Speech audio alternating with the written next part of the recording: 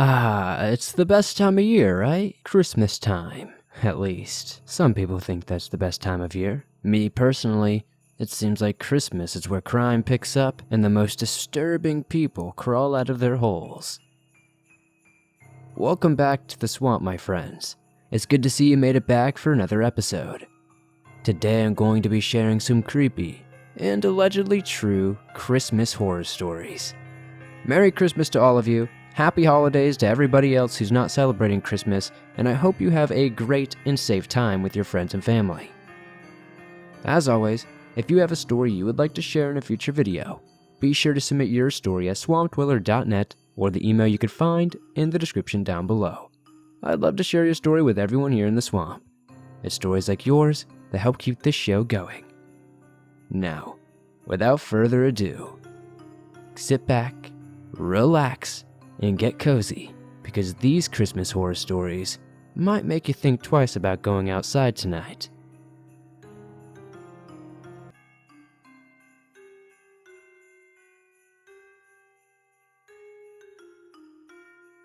I've always liked to just go hunting, rather it was deer, hog, or turkey hunting. Last Christmas, I got a brand new camouflage silver-barreled 30-06. After that Christmas, I was super excited to take it to the deer stand the next week. Finally, that day came, and we were going to spend the night, Friday to Saturday. My dad and I brought our RV with 2 beds just for us. His bed was on one side, and mine was on the opposite side, beside the door into the camper.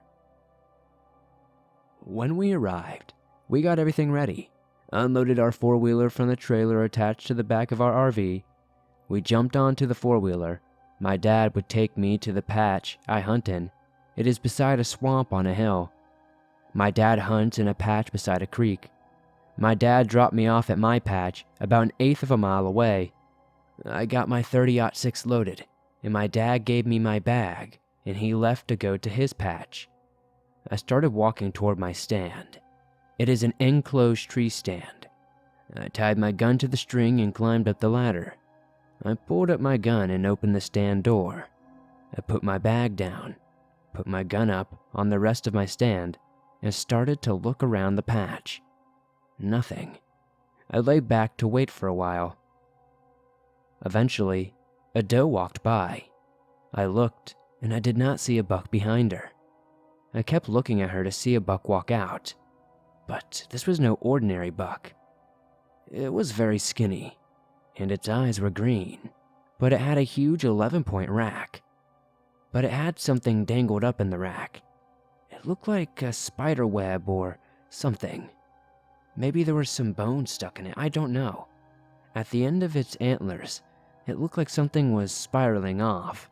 They were very skinny antlers, and stuck straight out of the front of the face. The mouth looked like it had red liquid on it. I thought nothing of it at first. I never thought it could be blood or what it was. The fur was all wet, and parts of the deer had no fur at all. It seemed to be cut up as if it were severely sick or something. I clicked the safety of my gun off. The deer looked straight at me. Its feet faced toward me. It started walking toward the stand. I was in a confused state. It started to jog toward me, still looking directly at me. Then I shot.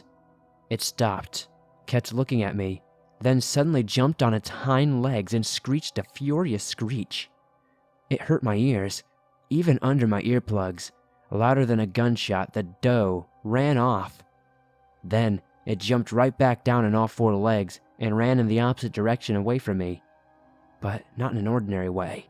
It was almost like it would skip steps or levitate every few steps. Its head was throbbing back and forth. I have never seen such a horror in my life. It went out of sight into the woods, down the hill, and I looked out the window in a terrifying shock. It screamed again, shorter and quieter this time.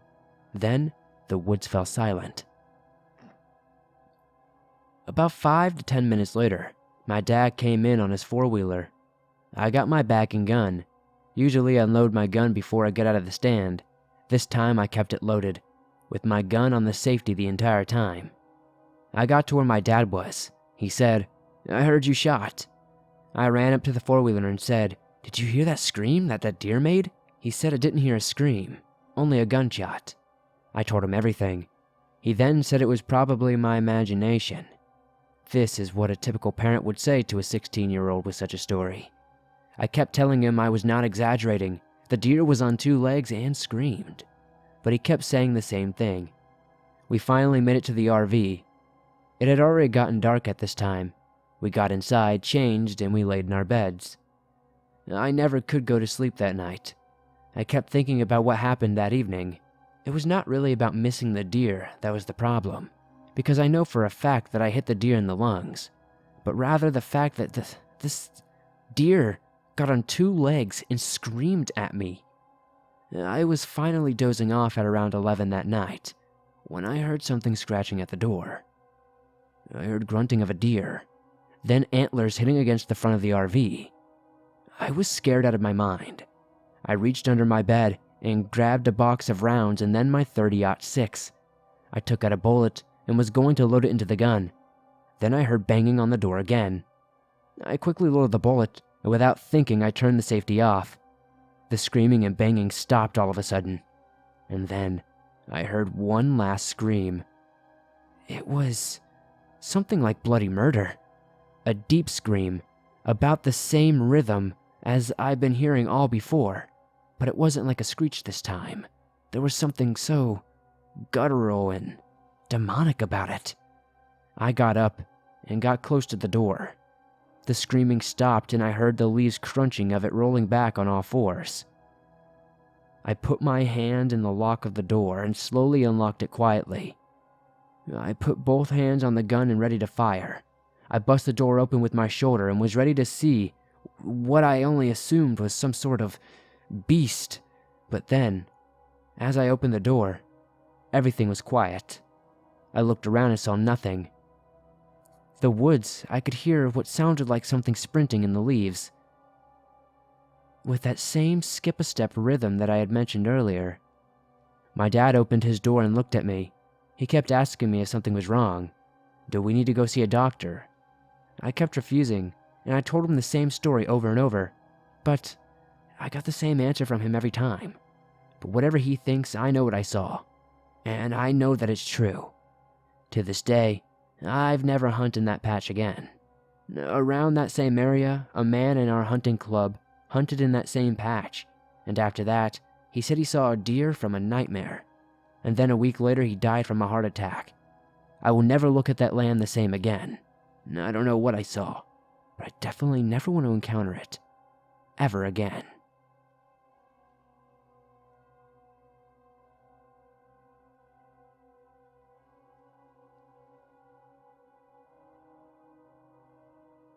So this all happened way back in the late 1990s when I was a college sophomore.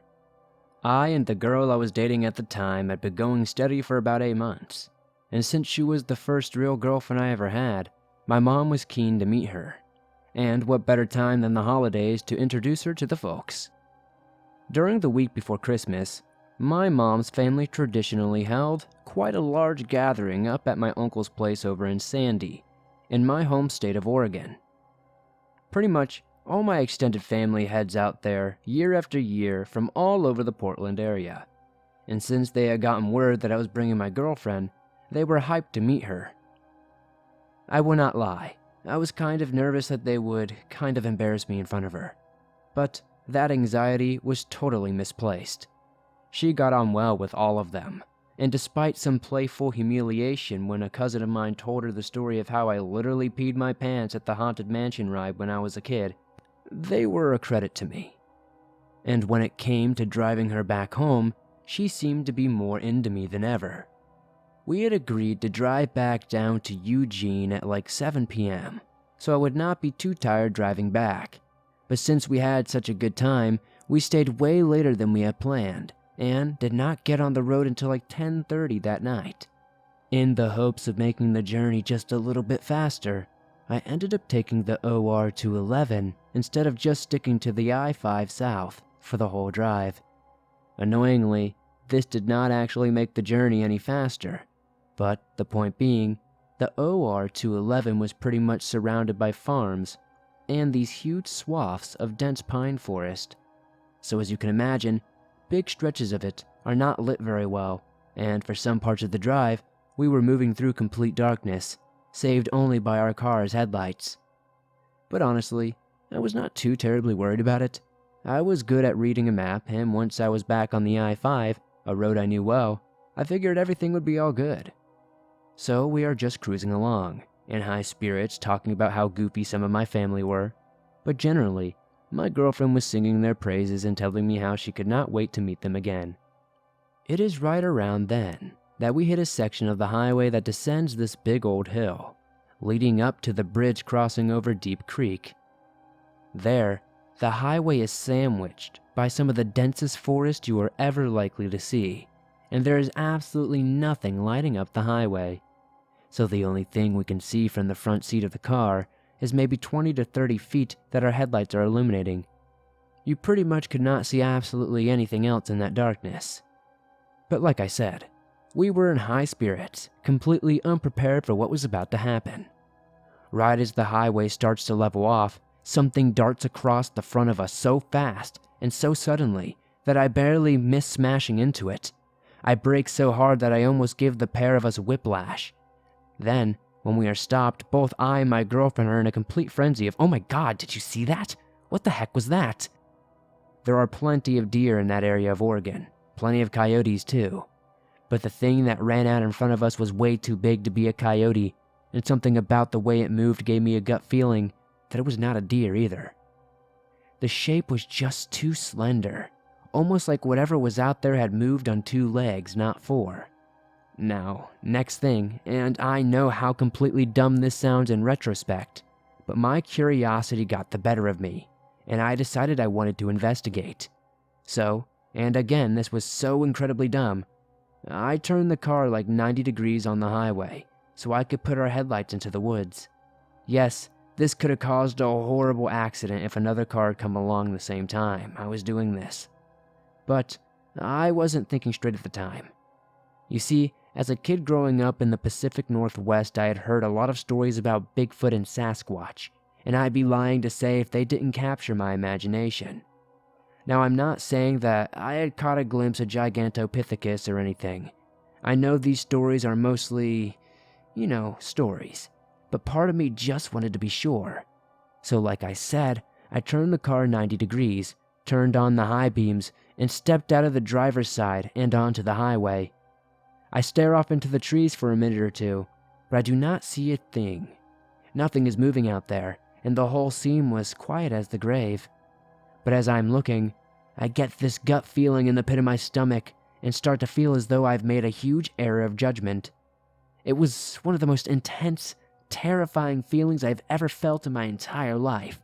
A feeling like I was being watched by something predatory. I know this is a huge cliche, and the whole "I felt like I was being watched" thing is such a tired old trope, but I really do not know any other better way to phrase it. My heart was pounding. The hairs on the back of my neck are standing on end. My guts just turned to ice. So without turning my back to the woods, where I expected the danger to come from, I started edging back towards the car. Then suddenly, out of nowhere, I practically jump out of my skin when I hear the car's horn let off one long, excruciating, extended blast. I mean, it scared me so bad I almost straight up soiled my pants, Haunted Mansion style. My first thought that my girlfriend has ended up leaning on the horn and was trying to climb over into the driver's seat for some reason, because she had done that once or twice before. But as I turn around, I can see that she is still on the passenger side, but that she is leaning over to push the horn, in what was evidently a frenzied attempt to get my attention. I run back and ask if she's okay, but she does not say a single word to me, just points to a spot about 50 feet away from where we were parked. I spin my head around to see what she is pointing at, and that is when I see it. What was, without a shadow of a doubt, the thing that would run in front of the car only a few minutes prior. It was lit up by the residual light of the high beams. What I saw was obviously a man, but he was covered in animal furs. What looked like a mishmash of deer skins, bear skins, and elk skins, and on his head, secured in a way I'm not even sure of, were these antlers. At the time, because of how close it was to the holidays, I remember the words reindeer man just kind of flashing through my head. Maybe in the naive hope that the dude was dressed that way with some misdirected festive spirit. But he certainly did not seem in any kind of festive spirit. Not in the least bit. Like I said, I could not see his eyes because of the weird kind of head covering he had on, but I could see his mouth, and at first, he looked kind of like he was giving a smile. But as I looked closer, I could see it was not a smile at all. This guy was just baring his teeth to us, the same way chimps would do as a warning. After that, he turned and walked off into the forest, never to be seen again. Obviously, right after that, I and my girlfriend just got the heck out of there and got back on the road towards I-5. It took us both a while to calm our nerves, but my girlfriend was particularly shaken up, and that is because she had seen something that I had not. And as we drove on, she explained exactly what that was. While I'd been staring off into the woods, looking for Sasquatch or whatever else, she had noticed him out of the peripheral of her vision. But she was basically frozen in fear for a moment or two as she watched him slowly walking towards me. Or rather, walking is not the right word. From how she described it, this guy was stalking, the way a hunter might stalk a deer. The way she puts it, she had to summon pretty much all of the courage to be able to lean over and honk the horn the way she did. Then, when the reindeer man had heard the honking, he had backed off a little. Before I saw him, and like I said, he kind of just froze in place before disappearing. I've done a fair amount of research when I got home. I've tried to do anything that I can to see if anybody has ever had run-ins with this guy or reindeer person, I don't know. But there was absolutely nothing online about it. There are plenty of crazy survivalist types out there in the Pacific Northwest, and I'm guessing he might have been one of those. But they tend to be open about their existence, and sometimes even advertise themselves as militiamen or whatever, whereas the reindeer man seemed like he was living completely off the grid. I do not live in Oregon anymore. I and my girlfriend during the encounter broke up at the end of college, but when we were still together, and I happened to be driving down towards Eugene, I always avoided that stretch of highway that I saw the reindeer man on. I have told this story a lot over the years, and some people honestly just think I'm making it up as a little campfire tale or something. But it's not a tale. It's not made up, and it's definitely not just intended to be some dumb spooky story. It is most definitely a warning to anyone traveling on that road at night. Because if my girlfriend was not there with me when he ran out in front of the car, if she were not there to spot him before he crept upon me, only to scare him off with a blast of the horn, I honestly might not be here to warn you guys. So please, this holiday season, drive careful, drive slowly, and do not stop for any reason on a dark, deserted stretch of highway.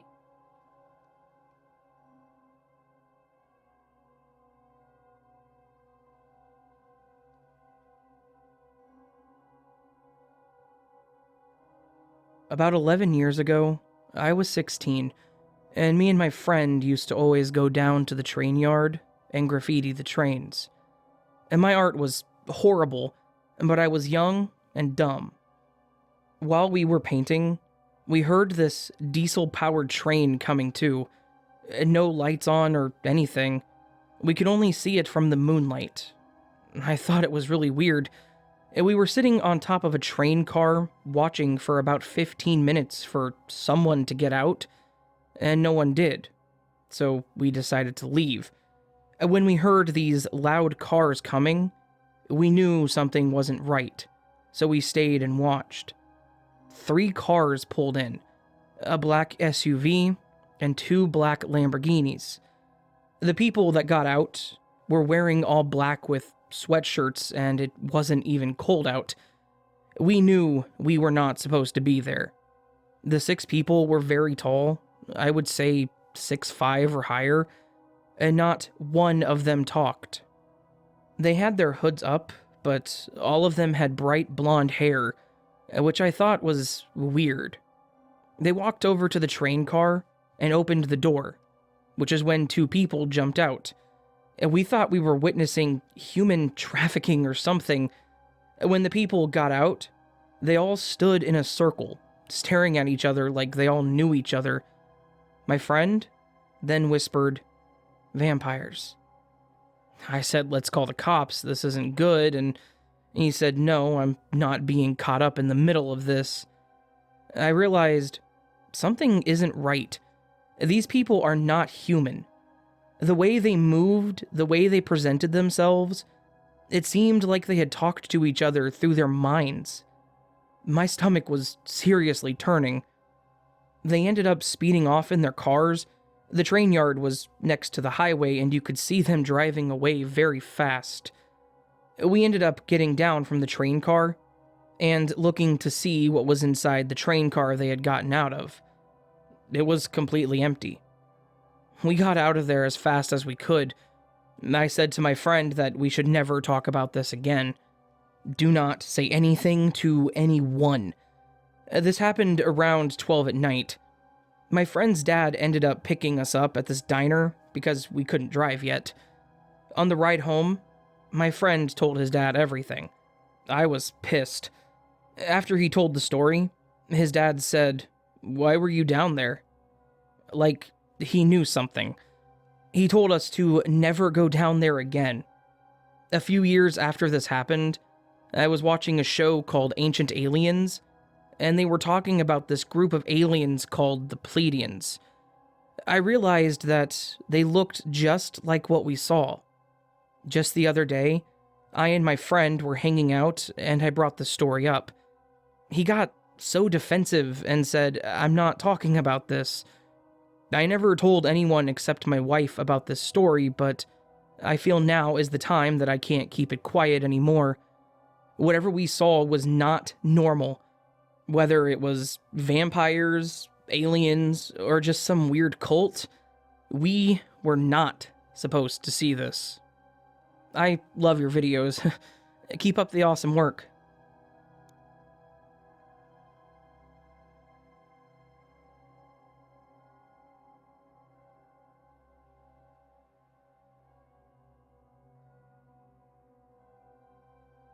I recently found your show and thought I would share an experience that happened to me a few years back that I absolutely cannot explain.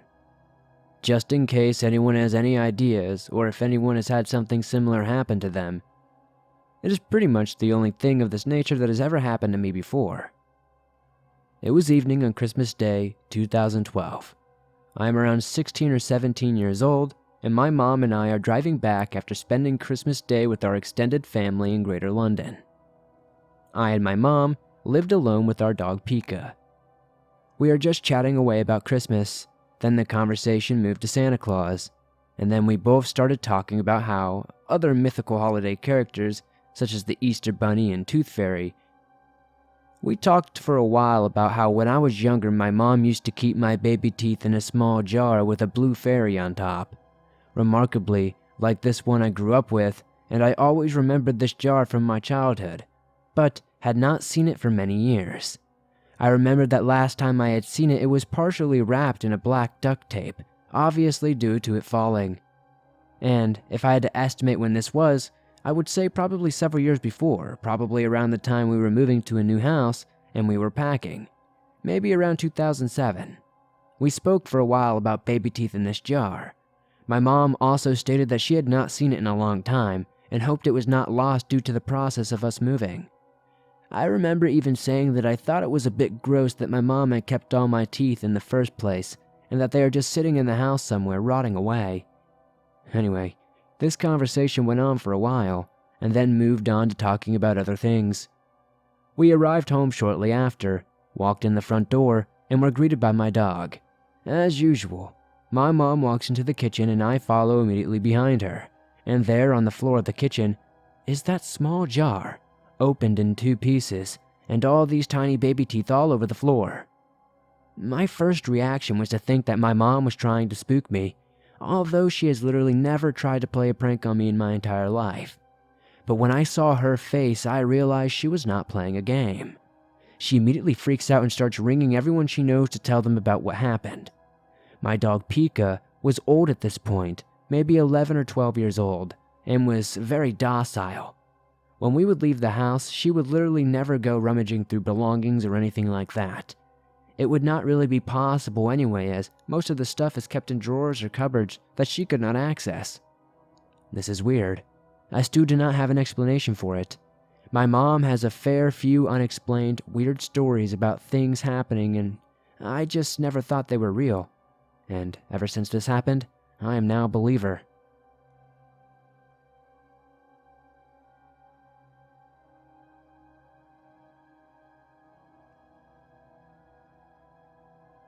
I grew up in a small town, the type where people did not really lock their doors. At least they did not used to. When I was about 14, I got called to babysit for one of my regulars who had 3 daughters. It was December, so a lot of Christmas work parties were going on. I arrived and we went over the usual rules.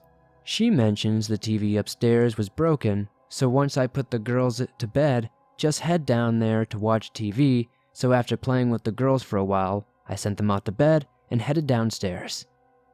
I spent a few hours channel surfing. It was about 1:30 a.m. I remember grabbing the phone though. I cannot remember who I was calling. Maybe it was my mom or my sister to let them know I would be late. But I heard the door open upstairs, which sort of surprised me. The mother who employed me enjoyed the nights I babysat, as she knew I was a night owl who could be there super late until around 3 in the morning, provided she held the cab for me. It was a small town, but I live on the other side of it.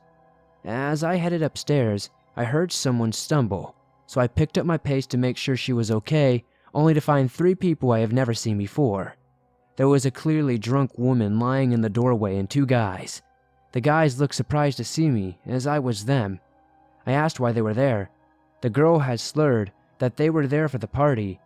I was confused and asked if they knew who Helen was, who was the mother. One of the guys looked me up and down and I began getting very uncomfortable at the entire situation. He asked if I was alone, and I remember not wanting to answer because all I could think about was the fact that these 3 people were very dangerous to the little girls that were sleeping in the house.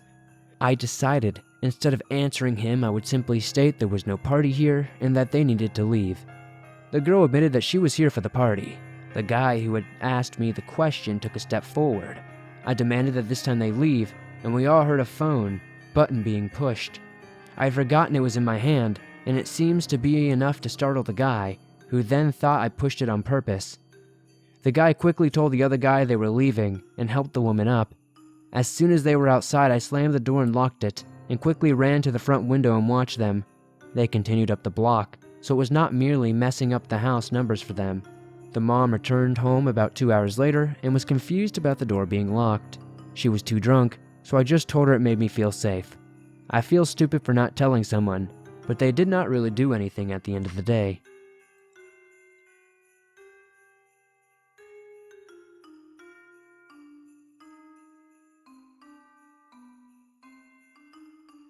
Thanks for listening to these creepy and allegedly true Christmas horror stories.